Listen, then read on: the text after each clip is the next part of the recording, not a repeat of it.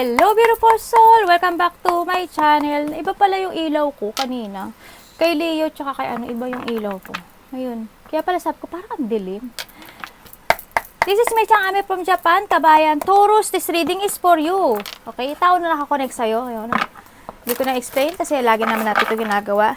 Maraming salamat po na sa aking subscriber, new subscriber, cross-watcher, at sa mga bagong pasok dyan. Welcome na welcome kayo sa bahay ni Ate Aimee. Maraming salamat din sa nakataba na puso niyong mga comment dahil halos lahat kayo is resonate. Quick comment lang mga kabayan, ang inyong energy is naiwan dyan. Pati pangalan nyo, binabasa ko, makakulay energy nyo, makaresonate lang kayo sa ating reading, no? At salamat din sa mga nagpa-personal reading. Kung gusto po na personal reading at energy nyo lang talaga ang gusto nyo makuha natin, all the details po is nasa baba po ng video na to. This is a general reading, kabayan Taurus. Kuhanin mo lang sa'yo at itapon ang hindi naman para sa iyo. Maarang ito is a vice versa, maaring energy mo, energy ng person mo, energy ng malapit sa puso mo. Maaring nangyayari o mangyayari pa lang in the future. No? Maaring related sa work, love, job, friends, family member, co-workers o sa business mo. Taon na ako connect kay Taurus. Use your own intuition, lawakan natin ang ating isipan. Anong nararamdaman mo kay Taurus? Taon na ako na kay Taurus. Anong nararamdaman mo kay Taurus? Show me, show me, show me, show me. Wow, the Queen of Cups. Malaki nitong baraha na to. What is your intention? Malaki pa sa palad ko. Ano intention mo kay Taurus?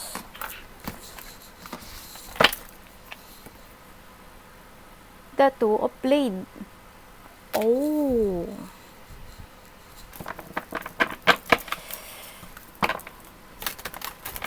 At ano naman ang action niya sa'yo, Taurus? Ano action mo kay Taurus? Action.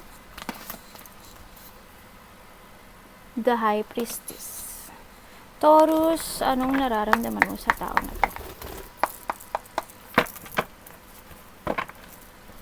Maaring vice versa to ha. I-connect mo yung sarili mo. Anong nararamdaman mo sa tao na to, Taurus? The Seven of Wands. Kita ba? What is a blind spot ng connection na ito? Please show me. Ano po ang blind spot sa connection ito? Explain natin yan isa-isa, no? Wait nyo lang mga kabayan. The blind spot is the Hangman. Maaari ikaw ito or siya, no? Taurus, ano ang energy mo this July 2024? Energy ni Taurus this July 2024. The Hierophant. Okay. Universe, ano pong maya advice po kay Taurus this July 2024?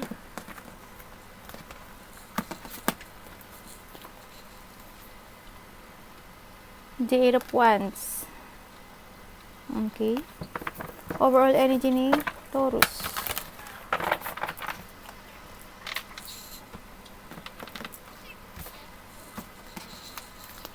July 2024 is the Sun. Wow!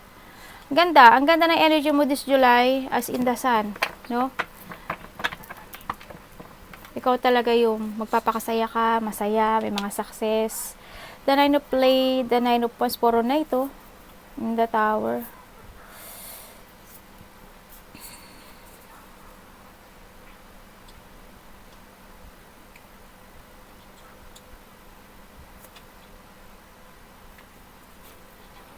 May nakita ko dito na may kukonek sa'yo.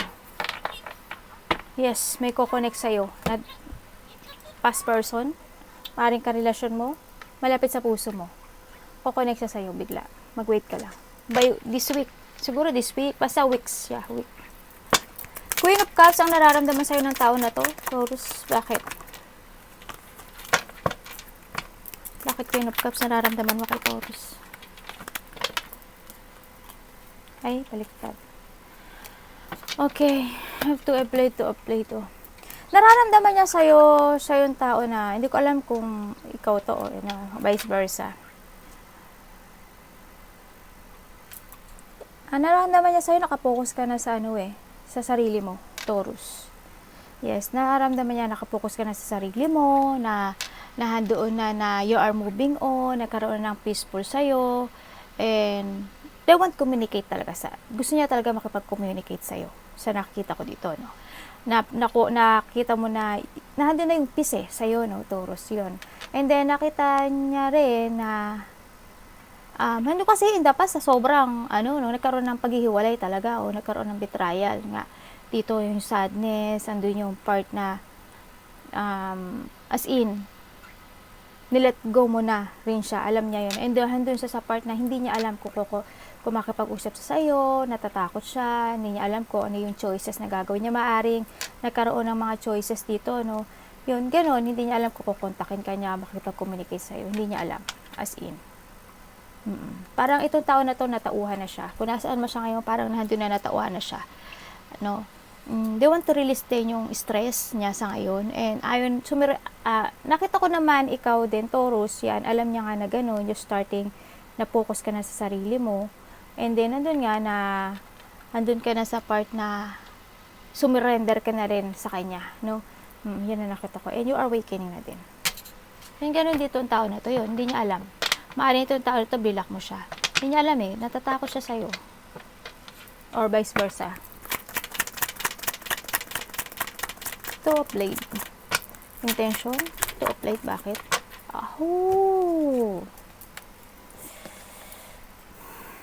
The Queen of Cups, tapos bumaliktad dito. The Five of Pentacles. Intention niya sa'yo. Andito yung part na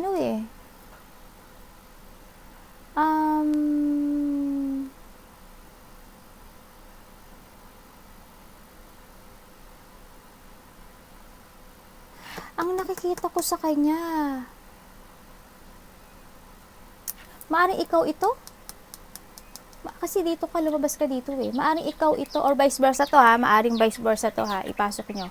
Kasi nakikita ko dito sa barahan na to, andito yung part na nagiging moody siya.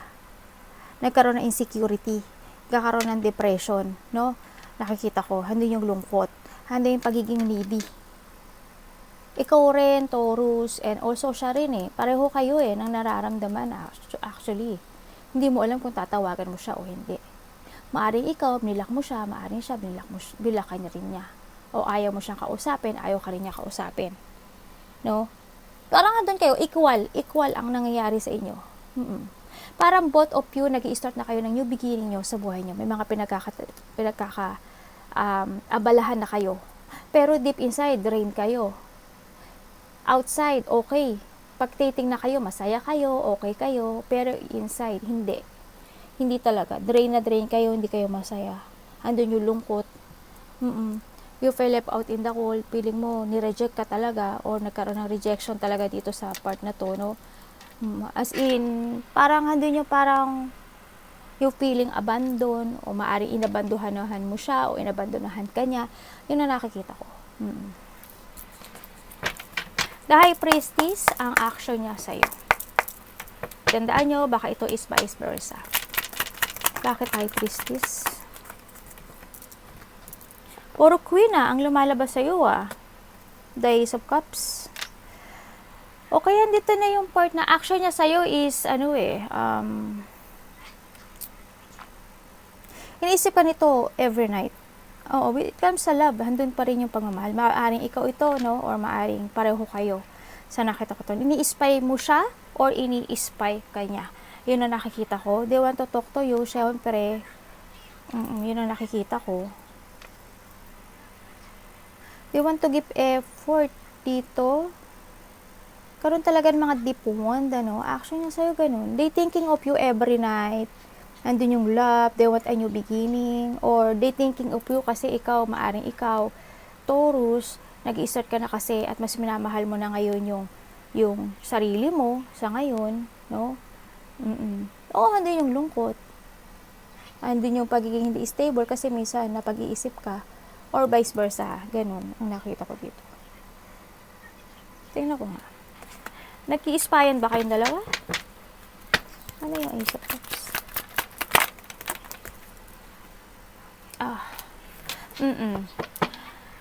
Handito na nga yung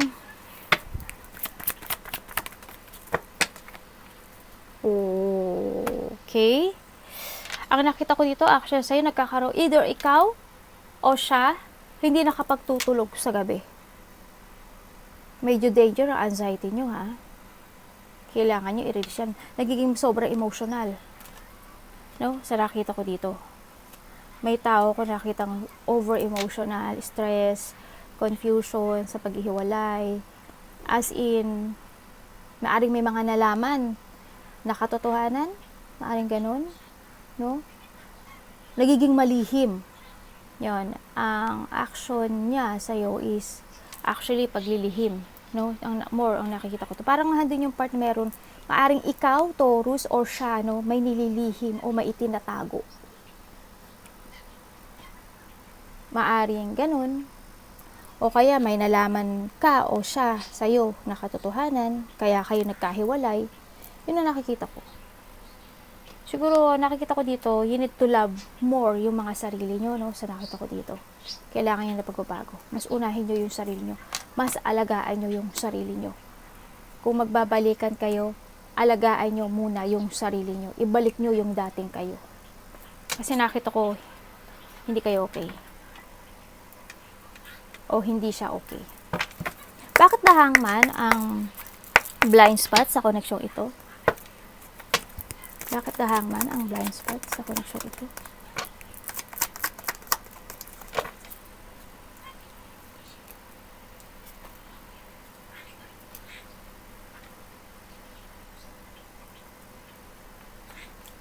Seven of Wands.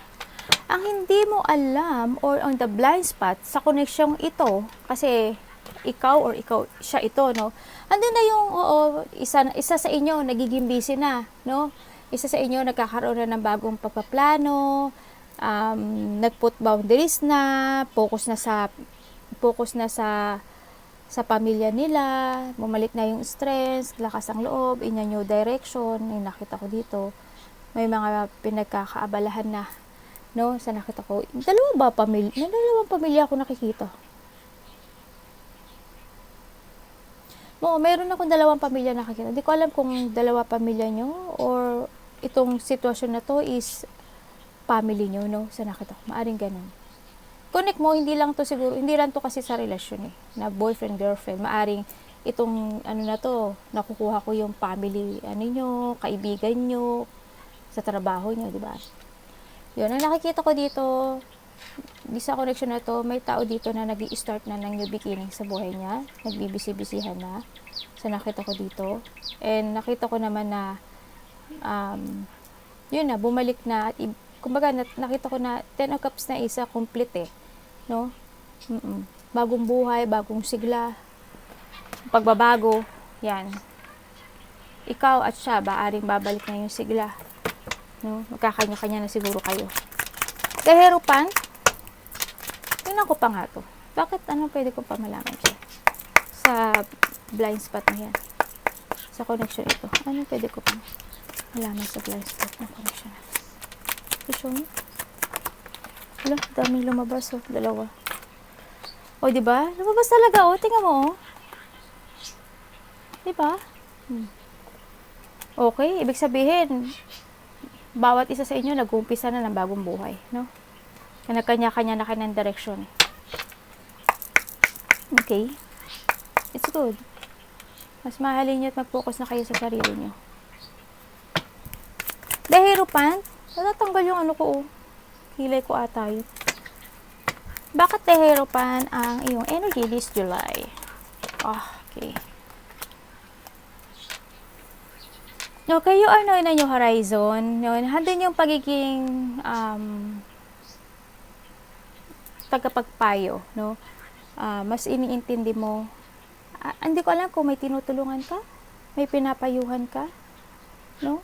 Ang nakita ko dito. Pero ang alam ko dito, ang nakikita ko sa'yo, napuprostrate ka.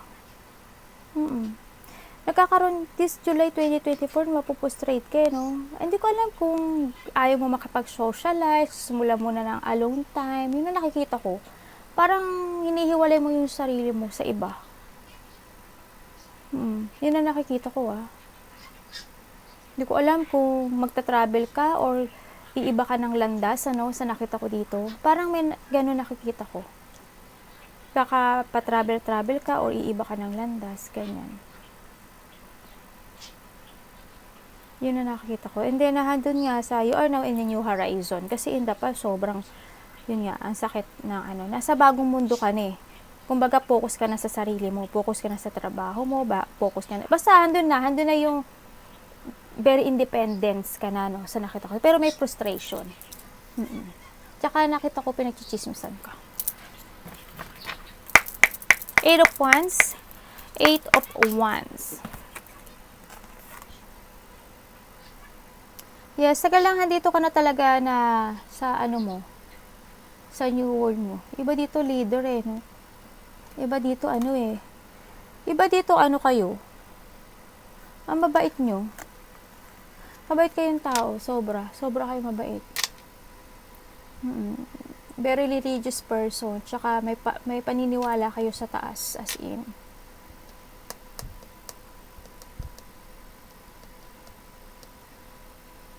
Yung iba sa inyo ano, married, no? So, nakita ko dito. Kaya nagsisilbi kayo sa simbahan. Ganyan. Kung ano man yung trabaho niyo, pero mabait kayo. Bakit 8 of Wands? Advice? Mabalik na to. Okay. Ang advice sa'yo ni Universe, this is the time para magkaroon ka ng clear path sa buhay mo. You need to continue sa mga direksyon to find your goals. No? Yes. At kailangan na rin daw ng pagbabago. Okay? Kailangan mo nang baguhin ang sarili mo. Kung ano man yung sinasabi ng Universe, kasi si Universe lang ang nakakakita kung ano yung itinatago natin sa sarili natin. This is the time to move on. This is the time to change.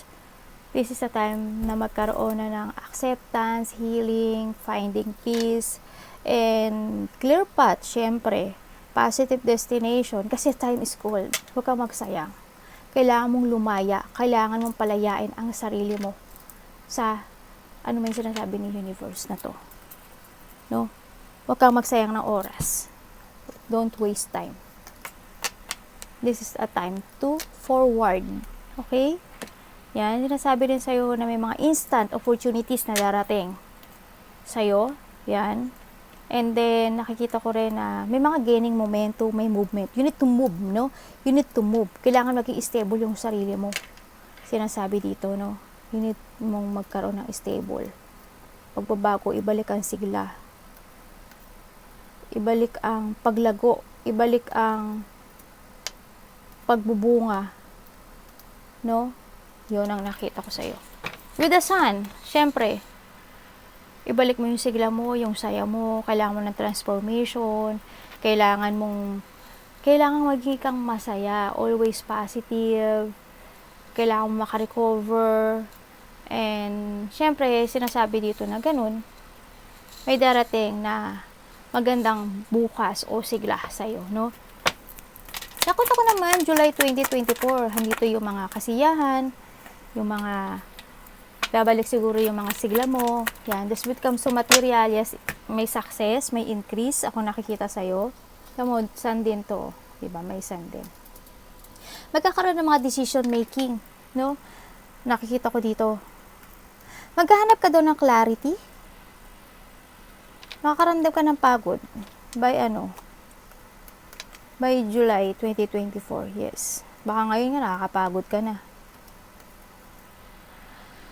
May mga hinihintay ka ata na resulta, no, sa nakikita ko dito. And then, siguro bago mo maibalik yung sigla mo in that day. Kasi di ko alam, parang pipilitin mong maging masaya dito. Parang, may mga sitwasyon ako na nakakita sa'yo na you want to try to make it balance. May mga decision making ako eh, nakakita dito. Para you want harmony. Tsaka gusto mo lang tahimik, gusto mo lang peaceful, magiging kalma ka lang. Kahit na hindi clarity sa'yo ang lahat. Yun nakita ko. And you need to release all the baggage sa nakaraan, no? Yan. May mga hihintayin ka raw na resulta, clarification, ganyan nakita ko sa'yo. Arigato namaste, God bless.